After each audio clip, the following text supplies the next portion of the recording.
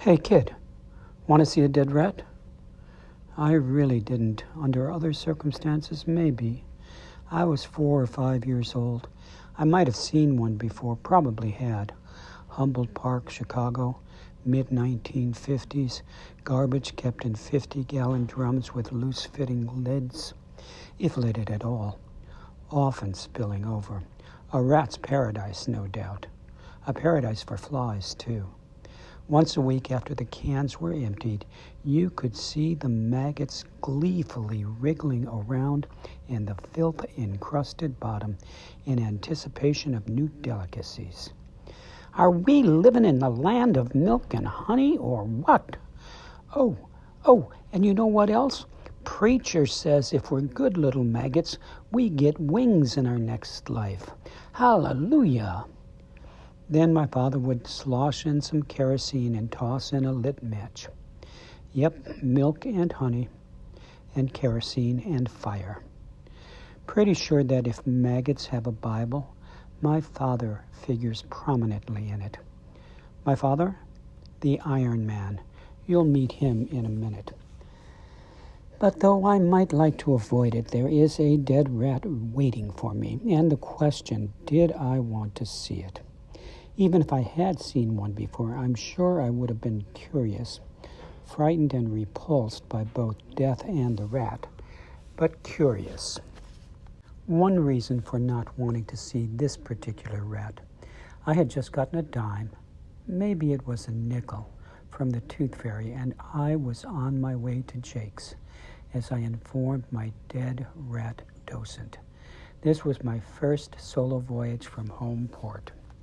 Jake's was a mom-and-pop grocery store at the end of the alley. Jake and his wife Fanny were a little Jewish couple, biblical in age, who owned a store that was no bigger than a circus clown's car and was stuffed just as full of wonderful surprises. Fruits, vegetables, milk, candy, toys. Another reason I didn't want to see this rat was that my self-appointed guide was too insistent. He was maybe 8 or 9 years old, worldly, glib, confident, sporting a crew cut that I instinctively recognized as the mark of an amoral adventurer. He was, I knew, a pirate, and he had trained his guns on me. No, really, come on, it's just over there. He put his arm around my neck and pointed to the gangway of the yellow apartment building. Then broadside and broadside, and at it we went for fully 2 hours or... No, I really don't remember what happened next. Maybe I complied without further physical encouragement, too frightened to resist. Maybe he escorted me there, but indeed there it was, a dead rat. And I did have a very good look at it, lying on the ground, staring at it face to face. One of us was crying while my money sailed away. And I don't really remember what happened after that. I'm sure I went home and likely stifled my tears enough to tell my parents. And I'm sure I got a lecture, spoken or through pitying looks from my big Billy Goat's gruff brothers. You let some kid take your money? That wouldn't happen to them, of that I was certain.